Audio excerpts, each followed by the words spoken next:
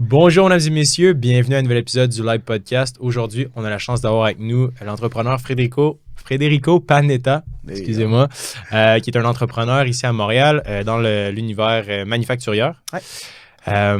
Merci beaucoup, Federico, d'avoir accepté l'invitation.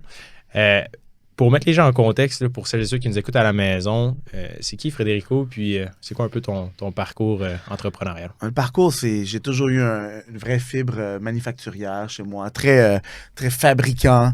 Dès que j'avais comme 14-15 ans, j'avais parti mes petits trucs, mais qu'est-ce qui m'a vraiment passionné? J'ai parti ma première boisson énergétique, j'avais 17 ans, vendue à travers le réseau et tout. Puis, apprendre tout ce qui est la fabrication, la recette, l'emballage, la distribution, aller cogner aux détaillants, vendre ça, c'est qu'est-ce qui m'a toujours passionné. So that's. Puis là, on fast-forward plusieurs années plus tard, là, quand même. Là, puis je suis toujours comme. On est au seuil du industrialiste, là, avec plusieurs usines qui s'en Nice. viennent, ouais. Puis, moi, ce qui m'intéresse surtout dans ton parcours, là, bon, dans l'industrie manufacturière, je sais pas, on dirait qu'il y a comme un clash. Ta personnalité est comme super funky, super colorée, puis t'as comme un univers manufacturier. On dirait que c'est assez obscur, puis on voit très peu d'entrepreneurs, j'ai l'impression, dans cet univers-là. Comment. C'est quoi la réalité d'être propriétaire d'une grosse entreprise manufacturière à Montréal? Est-ce que c'est facile? Est-ce que c'est difficile? C'est quoi un peu la réalité dans ce domaine-là? Ben, être comme la fabrication à la base, c'est extrêmement difficile. Un niveau de difficulté encore plus, c'est quand ça roule 24 heures sur 24. Après ça, tu as énormément d'employés qui rentrent puis qui sortent constamment, des nouveaux arrivants, des gens de quartier. Tu vas avoir des jeunes qui ont 16 ans qui cherchent un emploi. Tu as des gens qui sont là depuis 40 ans dans l'entreprise qui ont presque 60 ans. Tu as vraiment toute une communauté à l'intérieur des quatre murs. Ça peut être un bon défi. Puis, dans mon secteur, effectivement, je suis peut-être un des plus colorés, un des plus jeunes.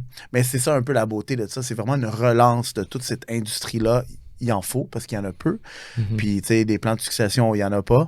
Donc, moi, je fais partie de ce plan de succession-là que je pense qu'il y a une opportunité d'exploiter, dans le fond, de garder des entreprises au Québec, puis pas les fermer. Pas fermer les portes puis la clé dans... Ouais. Fait que voilà, fait que c'est pour ça que je suis là. Puis comment ça se nomme, votre organisation? C'est c'est les Industries Gould. C'est l'entreprise qui était là depuis 73 ans. Puis moi, dans le fond, c'est Panetta Investment Fund. C'est les investissements Panetta qui chapeautent tout ça. Puis toutes les autres entreprises rentrent là-dedans. Génial. Puis l'industrie Gould, essentiellement, eux, ils font... c'est quoi le produit final là, de la chaîne? Fait que nous, dans le fond, on fait de la marque privée. Fait que c'est comme si on est le Procter & Gamble de la marque privée. Fait qu'on est une solution pour tout ce qui est... on veut comparer des produits sur les tablettes. Quelqu'un va m'appeler, OK, est-ce que tu peux faire ce genre de produit-là? Parce qu'il y a une marque nationale, puis on veut compétitionner avec la marque nationale. Chez Gould, à Anjou, c'est vraiment les sacs à ordures, tout ce qui est dans la gestion des ordures. Le recyclage, le compostable. Fait que nous, on fabrique. On convertit aussi du plastique qu'on recycle. Fait qu'on est aussi un des plus gros recycleurs de plastique à Montréal. Fait que on a comme deux chapeaux. C'est deux gros volets. On recycle, on fait quelque chose de bien pour l'environnement, puis on le reconvertit en produit qu'on vend sur les tablettes. J'aime le concept. J'ai l'impression, surtout au Québec, l'argent, c'est un peu mal vu, puis de déconstruire un peu l'image, puis profit for good, là, être bon pour la planète, puis en plus être hyper profitable. Je trouve que c'est un truc qui c'est plus valorisant. C'est une bonne mission. Puis, souvent, on en parle, c'est comme... Il y a des gens qui sont là dans l'entreprise, ils viennent pour une job. Ils sont là de 9 à 5, qui arrivent à la maison. Pas très gratifiant, des fois, dans les usines. Mais là, l'opportunité, c'est qu'ils peuvent en parler à leur famille. Ils peuvent être fiers, ils peuvent valoriser. Tu sais quoi, moi, je fais quelque chose pour l'environnement. Puis ça l'ajoute beaucoup. Puis ça change un peu l'idée de je fais une job à je fais une carrière. Puis là, on ajoute beaucoup plus. Fait que même les gens qui sont au bas de la chaîne de l'entreprise se sentent valorisés parce qu'ils font quelque chose de bien pour la société et puis l'environnement. Non, c'est certain. Puis, comment ça s'est passé au niveau de transition, en quelque sorte, un fonds d'investissement, si je comprends bien, le Panetta Investment Fund. Avant ça, est-ce que, parce que, clairement, c'est pas une petite opération, j'imagine, acheter une entreprise manufacturière qui est là depuis 70 ans avec des dizaines et des... Je sais pas, il y a combien d'employés? Quand moi, j'ai repris, il était rendu 8 employés. Okay. C'était une entreprise en faillite, en chute libre depuis des années, qui était une belle opportunité pour moi pour reprendre ça à une bonne valeur, puis aussi ramener de la vie, faire de l'expansion. Puis là, aujourd'hui, une centaine d'employés qui travaillent tous les jours. Wow. On a fait 3 agrandissements sur la bâtisse, puis là, on est en plan d'acquisition, puis on est beaucoup plus présent dans le marché canadien, je disais. C'est fascinant. Oh, juste encore une fois, Encore? avec le micro un Je peu suis pas plus trop proche. loin. Puis, moi, ce qui m'intéresse beaucoup, c'est comment, ultimement, tu as vécu cette transition-là. On le sait au Québec, là, il y en a des dizaines et des dizaines, des milliers de PME qui vont fermer parce que, justement, le propriétaire est trop vieux ou l'entreprise est en déclin. Toi, tu l'as vécu. C'est une magnifique histoire là, de passer d'un rachat à 8 employés à maintenant plus de 100 employés. Ouais. C'est quand même exceptionnel. Comment tu as vécu ça, l'acquisition en soi? Est-ce que tu l'as travaillé pendant longtemps ou ça s'est fait relativement rapidement? Ben, disons que ce que je peux te dire que le plus gros défi, c'est les employés qui restaient avaient plus beaucoup de souffle, puis ils étaient très découragés de voir que ça faisait longtemps qu'ils étaient là, puis ça commençait à baisser, puis ils cherchaient un plan de... Ils faisaient leur CV à la limite. Fait que les employés, je pense que c'est le noyau de n'importe quelle entreprise. Puis dans un contexte de presque faillite, avoir quelqu'un qui revient, soit tu s'accroches à ça puis t'embarques, ou soit t'es comme ouf, ça va être difficile, qu'est-ce qu'on fait? Ben, moi, j'ai été chanceux, j'ai été capable de convertir ces gens-là dans un esprit d'équipe, travailler positivement, puis on a ajouté une personne à la fois. Puis on a réussi à vraiment concrétiser la mission de l'entreprise, dans le fond. Donc, c'était le plus gros enjeu, c'était vraiment avec le côté humain des gens qui travaillent. Mm-hmm. Puis de 8 à 100, ça s'est fait en combien de temps? 7 ans. Okay. 6-7 ans. C'est fou, ça a doublé assez rapidement, mais ouais 6-7 ans. Puis avant ça, est-ce que tu avais déjà des connaissances dans l'industrie manufacturière? Ou? Mais quand j'avais 17 ans, j'ai inventé une boisson énergétique. Okay. Donc, ça s'appelait comment? Ça s'appelait Reload. Okay. Et j'ai dû savoir apprendre tout comment concocter les recettes, évidemment l'embouteillage, les bouteilles, etc. Fait que, oui, j'avais une expertise X. Après ça, je suis allé travailler chez Pepsi, dans une grosse corporation. Dans le fond, tu as vendu. J'ai vendu. À Pepsi, dans le fond? Ouais, je sais que tu connais, tu fais des recherches. Fait que, puis ça, j'ai exit. Je suis allé travailler chez Pepsi aussi pendant quelques années. Puis j'ai appris beaucoup dans comment ça fonctionne une grosse corporation. Puis j'ai appliqué ça à ma petite usine que j'ai achetée il y a plusieurs années, qui est en faillite. Puis ça, c'est le fun. Ça a vraiment créé des belles poutres, des piliers pour vraiment le futur. Puis là, on est rendu là. Ça se peut que je triple d'employés là, dans les prochains 12 mois. Là. Wow. Donc, ouais, on a un vrai step là, dans l'entreprise en ce moment. C'est fou parce que j'imagine que bon, il y a beaucoup de... C'est bien beau augmenter le nombre d'employés, la capacité et tout, les agrandissements, mais comment tu fais pour alimenter cette croissance du nombre d'employés-là? Qu'est-ce que tu fais, toi, pour... j'imagine que le chiffre d'affaires suit en conséquence du nombre de têtes qui est ajouté, right? Comment tu fais ça? Parce que c'est qu'est-ce qui drive l'entreprise. Puis moi, je vends de la commodité. Fait que je vends des produits comme les sacs à ordures que tu as toujours de besoin. Que ce soit en récession ou non, tu consommes. Il y a beaucoup plus de consommation qui se fait que jamais. Puis, veut pas, ben, les autres usines qui font ce genre de produits-là, ben, les autres aussi commencent à être un peu fatigués puis un peu vieux. Je suis capable d'aller chercher des parts de marché et ou de l'acquisition. L'import dans ces genres de produits-là est très peu. Donc, c'est vraiment de la fabrication ici, interne. Mais mon angle, c'est de recycler ce qu'on fait ici. Fait que tout ce qu'on fait au Canada, j'achète les déchets, les ordures, je les recycle moi-même, puis c'est comme ça qu'on fait de la croissance. C'est vraiment intéressant comme modèle d'affaires. J'ai l'impression que c'est surtout vers ça. J'imagine que tu as des subventions aussi beaucoup associées à ça, le développement durable, reprise économique. Est-ce que le gouvernement, il y a des bonnes subventions et des bons financements pour ce genre d'opération-là? Très franc avec toi, j'ai aucune idée. OK. Je m'attarde pas à ça parce que si je m'attarde à demander de l'aide au gouvernement pour des subventions, pour moi, dans la nature de ma business, c'est du temps perdu, dans le fond. Okay. Ouais, c'est beaucoup plus large que ça va beaucoup plus loin et trop rapidement. Ouais. Demander des subventions, c'est long, c'est de la documentation. Puis pour moi, je mets pas l'énergie là-dedans. Ouais. Puis par rapport à ton expérience, clairement, bon, tu es allé chercher un bon bagage chez Pepsi. Est-ce que pour monsieur, madame, tout le monde, c'est possible justement d'acquérir une entreprise manufacturière comme toi, tu le fais? Je pense qu'il y a des belles opportunités. Des fois, il faut être créatif. Des fois, on n'a peut-être pas les sous.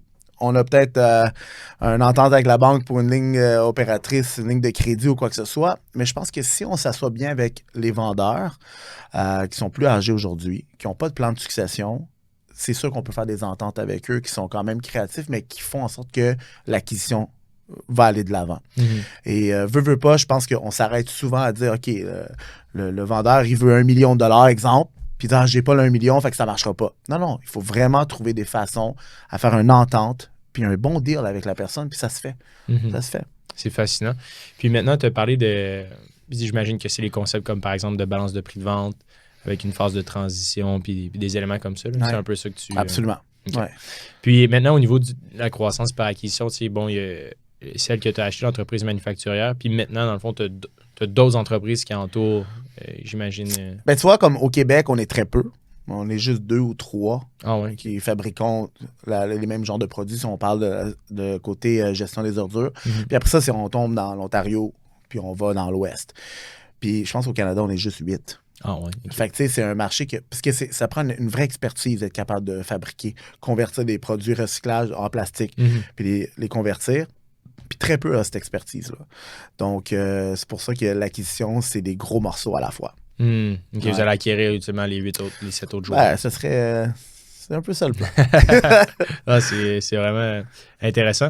Puis, tu sais, pour les gens qui se lancent, bon, clairement, tu as une super expérience. Qu'est-ce qui t'a fait franchir un peu la barrière de, tu sais, avant que tu aies ta première entreprise à maintenant que tu as plusieurs entreprises? Tu sais, ça a été quand le déclic dans ta vie? Ça a été relativement jeune, mais comment ça s'est passé pour toi? Ben, je veux pas, moi, comme si tu connais un petit peu mon histoire, je viens du route de Montréal-Nord. Je suis très fier de ça. Mais tu sais, quand j'étais là, j'étais comme, OK, faut que je trouve une façon, là. Faut que je trouve une façon pour sortir d'ici. Puis j'ai eu un bon flash à un moment donné, quand j'ai vu un auto, un Red Viper, qui a passé devant moi, puis j'étais comme, OK, I want that car.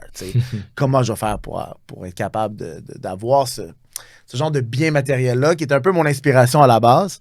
Mais tu sais, à la longue, évidemment, ça a changé. J'étais très, très jeune. Là. J'avais 14 ans là, quand c'était arrivé, ça. Là. Mais tu sais, c'est ça aussi qui est inspirant, c'est que j'ai toujours voulu avancer. Puis aujourd'hui, avec un peu de recul, l'argent, ça vaut rien. C'est vraiment le temps qu'on accorde, la différence et l'impact qu'on a avec certains employés pour moi puis des amis. C'est vraiment là où que je retrouve vraiment le bonheur de faire ce que je fais. Là. Puis, est-ce que, tu sais, par rapport à ta première vente, ton entreprise actuelle, tu sais, est-ce que maintenant, tu as investi dans plusieurs projets ou tu es toujours l'opérateur puis l'acquéreur numéro 1 de tous les business que tu as? Ben, je peux pas dire que je suis l'opérateur parce que là, c'est trop intense. Là. Mais effectivement, bonne équipe. Tu sais, CEO, CFO, CLO, ça rentre au poste. Comme un après l'autre, il y a des... On a des jobs qui se créent, là, veux pas, pour tenir tout ça ensemble. Puis moi, je suis très fier de ça parce que j'ai une équipe que je suis encore le plus jeune, à la limite, qui est à la table de conférence. Puis je suis très content de ça. Puis je pense que l'expérience que les gens apportent ont une valeur énorme. Puis un peu ma folie à travers ça fait en sorte qu'eux, ils sont excités de faire des nouveaux projets qu'ils ne penseraient jamais faire. Ouais. Non, j'ai l'impression qu'au Québec, c'est le fun de pouvoir... je sais pas, on connaît tous les dragons classiques là, qu'on voit maintenant à Radio-Canada, mais ce que j'aime un peu de ce que tu fais, c'est que c'est un peu hors norme ou comme plus axé, j'ai l'impression, pour les jeunes. Puis je trouve ça le fun de voir que justement, ça s'adresse pas juste aux personnes avec les têtes blanches, là, la reprise de PME. Puis, oui, tout à fait. En fait, c'est 100% ce que tu viens de dire. Là. Je rejoins, je suis content que tu as cette perspective-là de moi parce que c'est juste ça. Moi, je veux parler aux gens qui sont jeunes d'esprit aussi, dynamiques, puis ils vont pas suivre la boîte. Là. Ils vont être à l'extérieur de la boîte. Ouais. Tout à fait. Puis pour les gens, mettons, qui sont dans le hood ou qui sont dans une période plus difficile de leur vie, tu sais, comment... Y a-tu des tips? Tu sais, clairement, toi, tu l'as passé, là, tu sais, de probablement 0 à maintenant, probablement... Real quick. Ouais, c'est ça. Real quick. Comment tu le... Tu sais, qu'est-ce qu'on peut faire pour aider les gens, tu sais, à y arriver aussi? C'est quoi tes... C'est surtout de déterminer des objectifs. C'est niaiseux, mais le plan numéro 1, c'est de dire, OK, ben j'ai 10 $ dans mon compte de banque, ben comment je vais faire pour en avoir 20? Qu'est-ce qu'il me faut pour aller doubler cet argent-là? Puis pas avoir peur de cogner aux portes, puis d'envoyer des courriels ou des messages, des DM, puis de dire, OK, j'aimerais ça suivre ton chemin, comment je fais? Chercher de l'aide. Moi, je me rappelle, quand j'ai commencé en boisson énergétique, il n'y en avait pas, là. Il y avait 0 aide, puis la courbe d'apprentissage est tough, elle est très tough. Mais je pense qu'il y a des outils, même que ce que tu fais toi, c'est des outils qui sont très, très bons pour les jeunes de dire, tu sais quoi, je suis capable de m'accrocher à ça, puis avoir un chemin un peu plus éclairci que être complètement aveugle de ne pas savoir ce qu'on fait, puis comment le faire. Fait que je pense que c'est plus ça. C'est juste de prendre le temps de bien chercher, puis pas avoir peur d'aller même à la banque, puis de dire, hey, comment je fais là, pour faire mon projet, là? Ou si j'ai pas de projet, comment je fais pour économiser de l'argent? Not be scared. C'est là pour ça, là, la porte, c'est écrit ouvert. Go in! Ouais. Go in! À 100%. Puis, j'ai l'impression qu'on a tellement... Je sais pas, de la façon qu'on consomme l'information, tu sais, c'est super passif. J'ai été coupable de ça longtemps dans ma vie, tu sais. On se fait juste bombard d'informations, puis on pense qu'on avance, là. Ouais.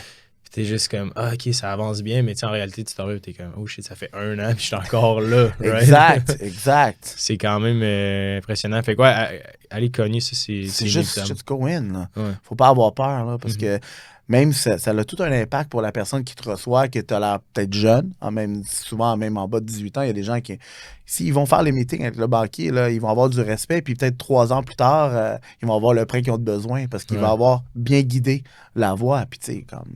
It's key to success. Là. Mais moi, ce qui m'intrigue, c'est, puis je sais que ça fait un bout de temps déjà, mais tu sais, comment tu as scalé ton... Parce que c'est quand même pas négligeable, un exit avec une multinationale. Là, Ouais. c'est pas...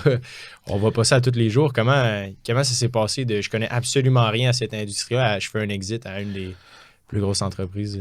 Ben, tu sais, les boissons énergétiques à l'époque, c'était très, très novelty, là, comme il n'y en avait pas de boissons énergétiques. Monster was... Genre, ouais, même avant Monster, veux pas, il y avait Sobeys, qui était un produit californien, qui avait une gamme de, je pense que c'était 22 ou 23 produits. C'est avec un petit lézard. Je sais pas à quel âge, mais ouais. Tu sais, puis c'était 3 gars de Californie.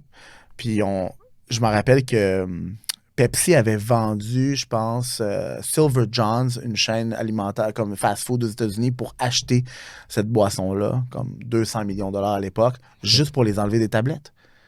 Fait qu'il y a énormément de deals qui se sont faits à petit niveau, à grand niveau, peu importe les entreprises, pour juste sortir les gens des tablettes, puisqu'il y avait beaucoup de nouveautés, beaucoup de créativité dans le domaine alimentaire ou boisson. Fait que, tu sais, pour nous, c'est une opportunité de juste prendre comme qu'est-ce qu'on nous offrait. Ciao, bye. Puis moi, j'étais déjà parti sur d'autres projets aussi. Fait que, tu sais, la nuance, elle est là.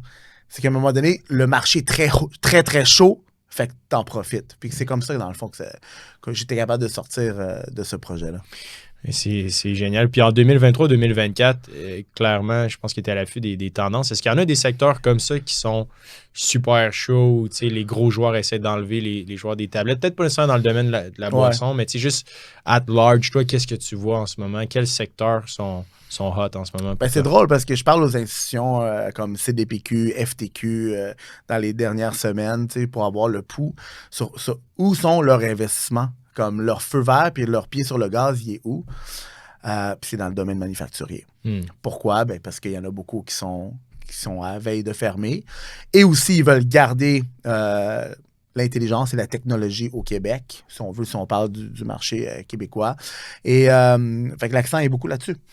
Et moi, je propose à tout le monde d'aller là-dedans, même si on fabrique n'importe quel item. Ouais. Manufacture is king. Ça a toujours été king, parce que c'est toi qui commences le produit. C'est toi le début de la chaîne. Mais est-ce que tu penses que la démondialisation va avoir un impact pour les entreprises manufacturières québécoises et canadiennes? C'est le fait qu'admettons, les conflits en ce moment font en sorte que, les chaînes d'approvisionnement vont se raccourcir. Là, on l'a vu. Là, mettons, en Ukraine, les quantités de grains vont être affectées. Les productions latines vont être pas mal plus élevées, puis américaines également.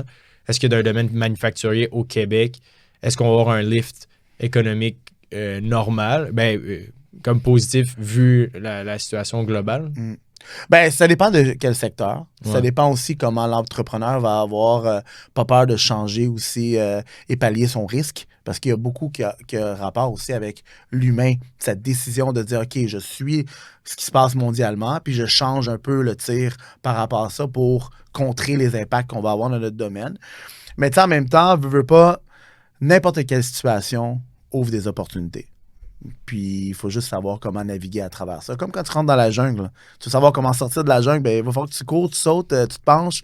Puis, c'est un peu ça l'idée. Fait que t'es un peu mis dans une situation que si tu as les reins solides au niveau de ton tempérament, ton anxiété, ton stress, pour changer ton opération, pour pallier à des situations mondiales, ben, je pense que tu vas réussir. Puis, au niveau manufacturier, est-ce que c'est... Tu l'as dit, bon, n'importe où en manufacture, mais par exemple, est-ce qu'il y a des industries comme par exemple le bois ou la métallurgie? Parce que je veux dire, j'en connais encore très peu là, au domaine manufacturier. Et j'imagine que certains axes, là, c'est découpé en plusieurs cadrans, mais est-ce que c'est la métallurgie, c'est la transformation? Il Y en a-tu où c'est vraiment juste manufacturé at large que tu vois des opportunités partout en ce moment? Moi, je manufacturais at large les opportunités. Mais tu sais, c'est comme si tu te rappelles, il y a une couple d'années, le bois avait monté incroyablement. Puis là, qu'est-ce qui arrive? Ben là, en ce moment, il y a un surplus d'inventaire pour certains items, moins d'inventaire pour d'autres. Ça crée d'autres opportunités pour de l'import. Fait que tu sais, c'est comme... Les gens cherchent constamment des solutions moins chères, plus économiques, peu importe la gamme de produits, même si c'est des gammes plus chères. Donc, ça fait en sorte que les gens recherchent plus, dig plus, rouvrent plus de channels, d'opportunités, d'import. Tu sais, veux pas, l'Amérique latine, ben, on peut y aller en auto. Tu sais, je veux dire, ton camion peut partir du Mexique puis te rendre à Montréal. Mais tout ce qui est l'import en bateau, container, c'est plus compliqué. C'est vraiment plus compliqué, même avec les licences, même avec le fait que, ton container peut rester pris au port pendant des semaines et des semaines, tu as zéro contrôle. Donc, tu sais, le risque est là aussi. Fait que c'est pour ça que je trouve ça très bien, moi, d'aller plus vers l'Amérique latine. Moi, j'étais allé dans une conférence l'année passée, au mois de juin, justement, sur le boom manufacturier qu'il y a eu au Mexique. Et c'est assez impressionnant de voir jusqu'à quel point ils se sont revirés tellement rapidement suite à tout ce qui s'est passé mondialement au niveau de le côté évidemment manufacturier, même si c'est juste faire des toasters. Là. C'est amazing. Là, non, c'est fou parce que on était tellement dépendant de la Chine, puis ben, veut pas l'Ukraine aussi, là, ça a eu des impacts immenses. Là, c'est le plus grand producteur de plusieurs matières premières. Fait que c'est fou de voir à quel point il y a des opportunités là, en domaine de la production en Amérique du Nord. Là, moi, je trouve ça excitant. En effet. Puis, ultimement, votre vision de la chose pour le futur là, de toi, de ton fonds d'investissement puis des entreprises good, où est-ce que tu dois dans comme 10 ans en ce moment? Ben, moi, je suis toujours à la phase que je cherche à élargir le catalogue de produits en commodité pour la marque privée, constamment. Je pense qu'on a beaucoup de place ici à rentrer, à pénétrer, que ce soit le marché canadien ou américain.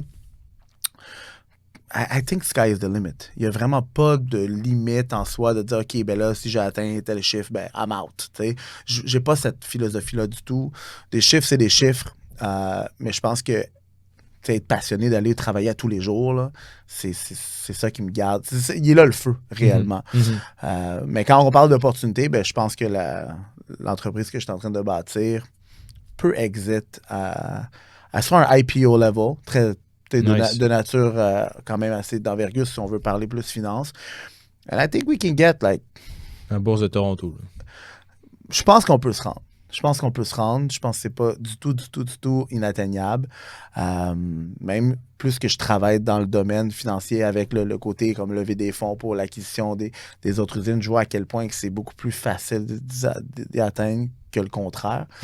Puis je pensais pas ça il y a 5, 6, 7 ans. Là. Non. D'aucune façon, quand j'avais 8 employés dans l'usine, puis j'étais comme, OK, how are we gonna make this happen? Qu'est-ce qu'on fait avec ça? Là? Fait que, ta perspective change. Puis par rapport, parce qu'on aide beaucoup de gens à acquérir leur première PME, là, il y en a qui nous disent « Ah, les taux d'intérêt sont super élevés, les conditions économiques sont incertaines, je serais pas mieux d'attendre. » Genre, c'est quoi ta philosophie par rapport à ça? On a souvent tendance à mettre le pied sur le frein. Mais, tout dépendant, c'est quoi pour toi un taux d'intérêt? Exemple, si tu cherches un partenaire en disant, exemple, la FTQ ou CDPQ veulent dire, OK, au fonds d'action, OK, parfait, on va devenir partenaire avec toi, on va investir tant d'argent, on va prendre 20 à 25 jusqu'à 35 d'équité dans ton entreprise. Mais c'est beaucoup plus cher ton 20-25% que tu donnes en équité que ton 12% que tu vas donner à la BDC qui vont t'aider à lancer ton entreprise ou X. Fait que tu sais, c'est vraiment comment toi tu te sens confortable là-dedans. Est-ce que tu cherches est-ce que tu es à l'aise avec de la dette puis tu vas de l'avant ou tu n'as pas de dette puis tu donnes un morceau de la tarte à quelqu'un? C'est vraiment ça que tu dois. Puis je le vulgarise, là, mais c'est quand même ça à la fin de la journée. Comment tu dors? Tu dors-tu mieux avec cette version-là ou cette version-là? Fait que moi, j'ai toujours la tendance à dire, si tu veux faire un projet, fais-le. Puis comme sois confortable dans ta décision, peu importe le taux d'intérêt ou peu importe le pourcentage que tu dois donner pour te rendre à l'autre étape. Parce que ça fait comme ça dans la vie. So, si tu t'arrêtes puis tu vas attendre, tu vas attendre peut-être longtemps. Puis j'ai l'impression que surtout dans des conditions comme ça, je sais pas pourquoi, mais quand tout va mal, puis on a l'impression que le ciel tombe, j'ai l'impression que c'est le moment d'avancer. C'est quand justement les gens sont fearful. Ouais, puis ça crée de l'opportunité. Si t'es le seul qui avance ou très peu de gens avancent, ben, entre vous, vous allez avoir un impact beaucoup plus important, puis vous avez plus grosse start à vous partager. Parce qu'il y a plus de monde qui va attendre. Puis... Ça s'appelle être risque au fil. Risque au fil. T'as-tu peur du risque ou t'as pas peur du risque? Moi, j'aime le risque. Alors, mets un risque calculé. Comme un bon conducteur d'auto de course, c'est quand t'es jeune, t'es fearless, tu prends les cours plus rapidement, plus tu vieillis, plus ouf. J'ai des enfants à la maison. Là, fait que ça va là-dedans. Génial, génial. Ben écoute, merci infiniment pour ton parcours, pour ton histoire. C'est super apprécié. Pour les gens qui veulent en savoir plus sur toi, j'imagine qu'ils peuvent aller sur... moi, je pousse le site web, fredericopanetta.com, parce que tout est là. Que ce soit l'historique, depuis que je suis jeune, le documentaire qu'on a fait qui s'appelle Ghetto University. Excellent documentaire, by the way, guys. Je l'ai écouté avant qu'il t'arrive sur le podcast, puis j'ai bien aimé. Ouais, merci beaucoup. Très apprécié. Fait que fredericopanetta.com ou tous les social media. Génial. Donc, merci tout le monde de nous avoir écoutés. On se dit à la semaine prochaine.